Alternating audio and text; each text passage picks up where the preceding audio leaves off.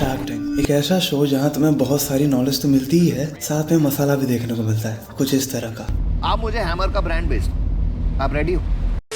2001 में money tigers के नाम से एक शो की शुरुआत होती है जापान में। इसका फोकस होता है बिजनेस और एंटरप्रेन्योरशिप को बढ़ावा देना। फिर 2005 में ब्रिटिश इस शो के पैटर्न को अपना लेते हैं और इसे एक नया नाम देकर इसे मैन्युफैक्चर कर देते हैं और वो नाम देते हैं ड्रैगन्स डेन। फिर 2009 यूएस में सोनी इसमें हल्के चेंजेस करता है, इसे मोर बिजनेस ओरिएंटेड बनाता है और इसे लॉन्च कर देता है शार्क टैंक नाम से। और तब से लेके आज तक ये इसी नाम से जाना जाता है। और आज के समय में शार्क टैंक 50+ कंट्रीज में है। और आज हम बात करेंगे shark tank India versus shark tank Pakistan. तो चलो शुरू करते हैं। दोनों कंट्रीज के शार्क टैंक्स के बारे में बात करने से पहले दोनों कंट्रीज के एंटरप्रेन्योरियल कल्चर को देख लेते हैं। अगर मैं इंडिया की बात करूं तो 2023 के रिपोर्ट के हिसाब से इंडिया में कुल 1.4 लाख स्टार्टअप रजिस्टर्ड किए जाते हैं, जिनको टोटल फंडिंग मिलती है लगभग $11 बिलियन की। ये नंबर्स हमें बताते हैं कि इंडिया में एंटरप्रेन्योर्स अपने पीक पर है। तुम्हें हर तरह के स्टार्टअप्स हर कोने से मिलेंगे भारत, और इन सब की वजह है government support, funding and economy. अगर तुम्हारे स्टार्टअप आइडिया में दम है तो बहुत हाई चांसेस है कि तुम्हें भी गवर्नमेंट से फंड मिल जाएंगे या कोई वीसी तुम में भी इन्वेस्ट कर देगा। और अगर वही मैं पाकिस्तान की बात करूं तो पाकिस्तान में 2022 के हिसाब से टोटल 26,000 स्टार्टअप्स रजिस्टर्ड होते हैं। और शौक की बात यह है कि जहां 2022 में स्टार्टअप फंडिंग होती है कुल $332 मिलियन,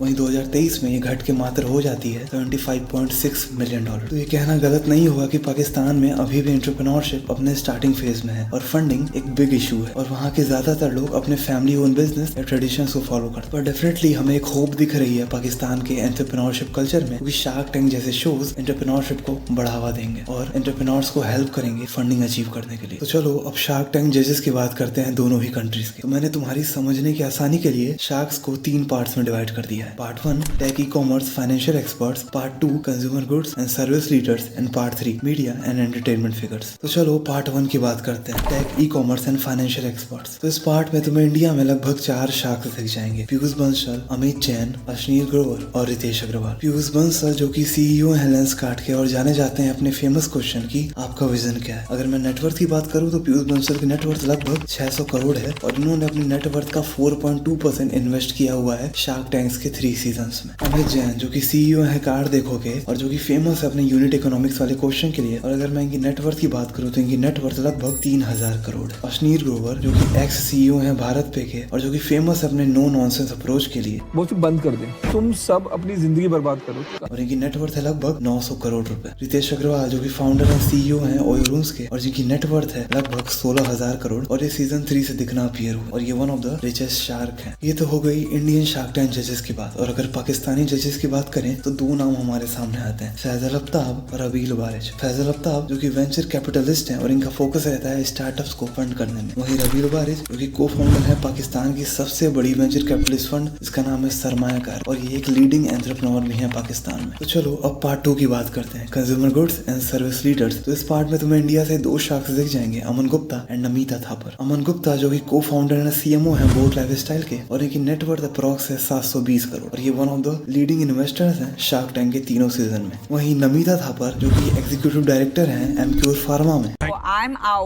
नो मैम अभी नहीं। और इनकी भी नेटवर्थ है लगभग 600 करोड़ के आसपास और ये फार्मा है। वहीं अगर हम पाकिस्तान के जजेस की बात करें तो इस पार्ट में हमें 2 नाम दिख जाते हैं, रोमाना दादा और उस्मान बशीर। रोमाना दादा जो one of the leading business women है और जिनकी एक्सपर्टीज है हॉस्पिटैलिटी एंड कंज्यूमर सर्विस। और वही उस्मान बशीर जो काफी फेमस शार्क है हमारे शार्क टैंक पाकिस्तान में, और इसका रीजन क्या है वो मैं तुम्हें आगे जरूर बताऊंगा। तो चलो बात करते हैं मीडिया एंड एंटरटेनमेंट फिगर्स के बारे में। तो तुम्हें इंडिया से 2 शार्क्स मिल जाएंगे जो इस पार्ट में आते हैं, अनुपम मित्तल एंड विनीता सिंह। अनुपम मित्तल जो कि सीईओ है शादी.com के और ये अर्ली इन्वेस्टर्स भी रह चुके हैं ओला और रैपिडो जैसी कंपनीज, और ये 200 से भी ज्यादा कंपनी में इन्वेस्टर है जिनकी नेटवर्थ अप्रॉक्स 185 करोड़ बताई जाती है। वही विनीता सिंह जो कि को फाउंडर सीईओ है शुगर कॉस्मेटिक्स की और इनकी नेटवर्थ अप्रॉक्स 300 करोड़ है। इन दोनों ही शार्क्स ने शार्क टैंक के 3 सीजन में काफी ज्यादा इन्वेस्टमेंट की है। और वहीं अगर हम पाकिस्तानी शार्क टैंक जजेस की बात करें तो हमें भी यहाँ 2 नाम देखने को मिल जाते हैं, जुनैद इकबाल जो कि सीईओ है साल्ट वेंचर्स के और इनका फोकस रहता है मैनेप इन्वेस्टमेंट्स पर and he also played a की रोल इन करीम्स एक्सपेंशन। और वहीं अलीना नंदन जो कि सीईओ सीईओ हैं एड्यूफाई की और इन्हें एक्सपीरियंस है गोल्डमैन सैक्स में और ग्लोबल फिनटेक इन्वेस्टमेंट में। पाकिस्तान के शार्क टैंक जजेस के बारे में ज्यादा इंफॉर्मेशन सोशल मीडिया पे अवेलेबल नहीं है क्योंकि उन्हें अभी उतना एक्सपोजर नहीं मिला है। वहीं इंडिया के शार्क टैंक जजेस को काफी एक्सपोजर मिल चुका है क्योंकि इंडिया में टोटल 3 शार्क टैंक सीजन हो चुके हैं और चौथा सीजन भी अनाउंस हो चुका है। और अगर मैं तुम्हें सबसे ज्यादा डील्स किसने की है उसकी बात बताऊं तो सबसे ज्यादा डील अमन गुप्ता ने की है, total 89 deals in all 3 seasons of shark tank India. तो चलो बिगेस्ट आस्क की बात करते हैं, मतलब सबसे ज्यादा पैसों की डिमांड किसने की। तो शार्क टैंक इंडिया से सबसे बड़ी आस्क होती है लगभग 300 करोड़ रुपए की, जो कि गोपाल छप्पन एक आइसक्रीम कंपनी है जो कि एक आयुर्वेदिक आइसक्रीम बनाती है, उन्होंने की थी इन एक्सचेंज ऑफ 25% इक्विटी। उन्हें ये डील तो नहीं मिल पाई थी पर क्रिटिसिज्म जरूर मिला था। 25% फॉर 300 करोड़। 300 करोड़ हम देंगे। वहीं अगर शार्क टैंक पाकिस्तान की बात करें तो वहाँ सबसे बड़ी आस्क होती है लगभग 300 करोड़ पाकिस्तानी रुपयों की। अगर तुम इसको इंडियन रुपीस में कन्वर्ट करोगे तो ये होते हैं 91 करोड़ रुपीस और ये वो आस्क करते हैं मात्र 3% इक्विटी एक्सचेंज के बदले। तो तुम अगर कंपनी की वैल्यूएशन निकालो तो वो आती है लगभग 10,000 करोड़ पाकिस्तानी रुपया। अब तुम ही सोच लो भाई, इतनी ज्यादा वैल्यूएशन कौन ही मांगता है शार्क टैंक में। उन्हें ये डील तो नहीं मिलती, यहाँ तक कि जजेस को भी अपने फोन का यूज करना पड़ता है वैल्यूएशन कैलकुलेट करने के लिए। तो ये तो हो गई बिगेस्ट आस्क की बात। अब बात करते हैं बिगेस्ट क्लोज डील्स की, वो डील जो क्लोज हो गई शार्क टैंक में। तो अगर इंडिया की बात करूं तो इंडिया के शार्क टैंक सीजन 3 में नेशनल माइल्स जो एक ट्रैवल बैग कंपनी है जिसकी डिमांड होती है लगभग 3 करोड़ रुपए और ये डील उन्हें मिल जाती है 1.5% इक्विटी एक्सचेंज के बदले। और ये one of the biggest deal होती है शार्क टैंक के तीनों सीजन को मिलाकर जो कि शार्क टैंक इंडिया में क्लोज होती है और ये ऑल शार्क डील होती है, मतलब इनमें सारे 5 शार्क्स इन्वॉल्व होते हैं। और अगर मैं शार्क टैंक पाकिस्तान की बात करूं तो यार शार्क टैंक पाकिस्तान ने तो वर्ल्ड रिकॉर्ड सेट कर दिया। शराब जो कि एक ट्रेडिंग कंपनी है जिसमें उस्मान बशीर इन्वेस्ट करते हैं 150 करोड़ पाकिस्तानी रुपया। अगर तुम इन्हें इंडियन रुपीस में कन्वर्ट करो तो ये होते हैं लगभग 45 करोड़ रुपए।